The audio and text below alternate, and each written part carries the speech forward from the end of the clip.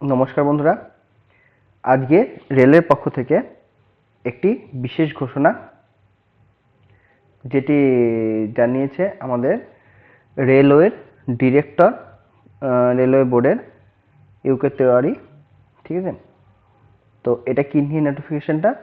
Minimum education qualification for recruitment from open mark in level 1 pay matrix level 7 CPC, অর্থাৎ আসন্ন group D যে পরীক্ষা আসছে তার যে মিনিমাম এডুকেশন কোয়ালিফিকেশন সেটা কি হবে সেটা নিয়ে।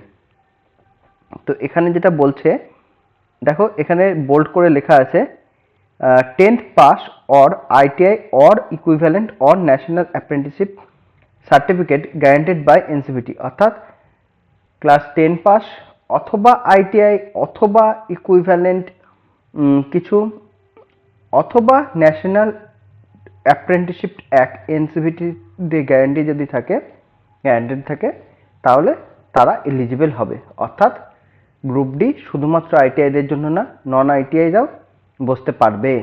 ঠিক আছে,